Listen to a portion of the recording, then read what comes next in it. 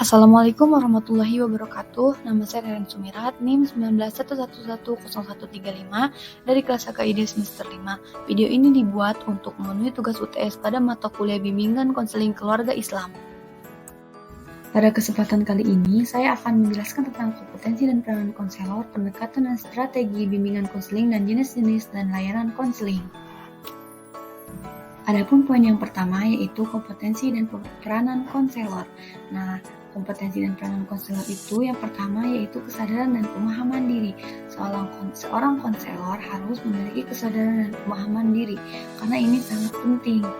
Konselor dapat melihat sesuatu lebih objektif dan mencegah kekurangan dan kesulitan yang mungkin muncul karena konselor tidak memahami dirinya sendiri. Kesadaran dan pemahaman diri juga akan tercipta rasa aman dan nyaman antara konselor dan klien. Yang kedua yaitu kesehatan psikologis yang baik. Seorang konselor dituntut agar dalam membantu klien berada dalam keadaan sehat secara psikologis dan tidak diganggu oleh masalahnya sendiri. Yang ketiga yaitu kepekaan dan pemahaman terhadap ras, etnis, dan faktor-faktor budaya. Nah, seorang konselor ini memiliki dua pendekatan, yaitu pendekatan etik atau berfokus kepada budaya yang khusus dan pendekatan emik atau budaya universal. Yang keempat yaitu sikap terbuka. Seorang konselor ini harus memiliki sikap terbuka karena agar dapat mengakomodasi perasaan, sikap, dan perilaku klien yang mungkin berbeda dengan dirinya. Adapun yang kelima yaitu bersikap objektif. Objektivitas merujuk kepada kemampuan untuk terlibat dengan klien dan dalam waktu yang sama, konselor dapat melihat secara akurat apa yang terjadi dengan klien dan proses konseling. Yang keenam yaitu kompeten. Kompetensi di sini merujuk kepada pengetahuan dan keterampilan konselor untuk membantu klien. Yang ketujuh yaitu sifat dapat dipercaya. Sifat dapat dipercaya ini sangatlah penting bagi seorang konselor karena berpengaruh terhadap hubungan yang positif antara konselor dengan klien dan dapat mendorong klien untuk membuka diri hingga masalah-masalah yang sangat pribadi dalam kehidupannya. Dan yang terakhir atau yang ke-8 yaitu kemenarikan interpersonal. Daya tarik interpersonal konselor ditandai dengan sifat-sifat bersahabat, hangat, dan menyenangkan. Selanjutnya yaitu peranan konselor. Peranan konselor yang pertama yaitu sebagai terapis. Seluruh konselor melayani klien dengan cara terapeutik dalam upaya membantu klien melakukan pilihan secara tepat dan perubahan dalam hidupnya. Konselor juga membantu klien mengatasi masalah-masalah mental dan emosional serta mengembangkan kesehatan mental secara optimal. Yang kedua yaitu konselor sebagai group leader. Konselor berperan sebagai group leader pada konseling kelompok. Yang ketiga yaitu konselor sebagai guidance curriculum expert. Nah, konselor mengembangkan dan menyusun program secara terstruktur untuk mencapai kompetensi yang diharapkan. Dan yang keempat yaitu konselor sebagai peneliti atau ilmuwan. Konselor dalam pelaksanaan program konseling perlu melakukan riset agar program. Peran konselor yang kelima yaitu sebagai pelajar. Artinya, konselor memiliki komitmen yang kuat untuk senantiasa meningkatkan kompetensinya, baik berupa pengembangan wawasan keilmuan, keterampilan, baik melalui pendidikan lanjut di lembaga pendidikan formal, mengikuti kegiatan ilmiah, maupun membaca referensi-referensi yang relatif baru. Nah, peran konselor yang keenam yaitu sebagai pendidik. Konselor yang berperan sebagai guru yang menggunakan pengetahuan dan keterampilannya dalam mengajar, meneliti, dan mensupervisi. Pendekatan dan strategi konseling keluarga menurut aliran Adler.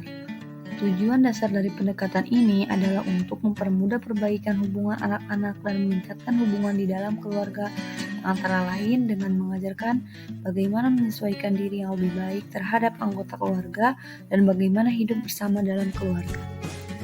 Selanjutnya yaitu ada 3 tahap konseling keluarga menurut Adler. Yang pertama yaitu interview awal.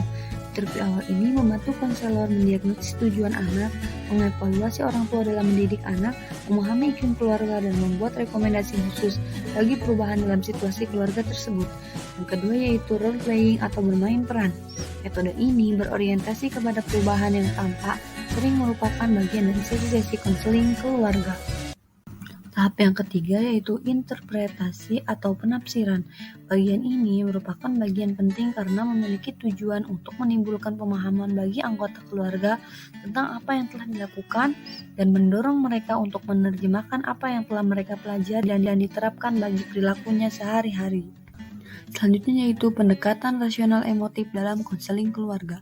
Tujuannya pada dasarnya sama dengan yang berlaku dalam konseling individual atau kelompok. Anggota keluarga dibantu untuk melihat bahwa mereka bertanggung jawab dalam membuat gangguan bagi diri mereka sendiri melalui perilaku anggota lain secara serius. Selanjutnya yaitu ada jenis-jenis layanan konseling. Yang pertama yaitu layanan orientasi. Layanan ini bertujuan agar peserta didik dapat beradaptasi dan menyesuaikan diri dengan lingkungan secara tepat dan memadai. Nah, selanjutnya ada layanan informasi.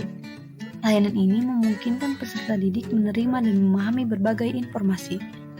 Selanjutnya yaitu layanan pembelajaran. Layanan pembelajaran ini memungkinkan peserta didik mengembangkan sikap dan kebiasaan belajar yang baik dalam menguasai materi belajar dan penguasaan kompetensi. Selanjutnya ada layanan penempatan dan penyaluran, seperti penyaluran di dalam kelas, kelompok belajar, jurusan atau di program latihan, magang, minat dan bakat, dan lain-lain. Selanjutnya juga ada layanan penguasaan konten. Layanan penguasaan konten ini membantu peserta didik menguasai konten tertentu. Dan selanjutnya ada layanan konseling perorangan. Layanan konseling perorangan ini bertujuan agar peserta didik dapat mengentaskan masalah yang dihadapinya. Selanjutnya ada layanan bimbingan kelompok. Layanan bimbingan kelompok ini untuk pengembangan dan pemahaman. Nah, selanjutnya ada layanan konseling kelompok. Layanan konseling kelompok ini untuk pengentasan dan advokasi. Dan yang terakhir ada layanan konsultasi. Yaitu layanan konsultasi untuk memperoleh wawasan, pemahaman, dan cara-cara yang perlu dilaksanakan dalam menangani kondisi dan atau masalah peserta didik. Mungkin hanya itu saja yang dapat saya sampaikan. Kurang dan lebihnya mohon maaf. Wassalamualaikum warahmatullahi wabarakatuh.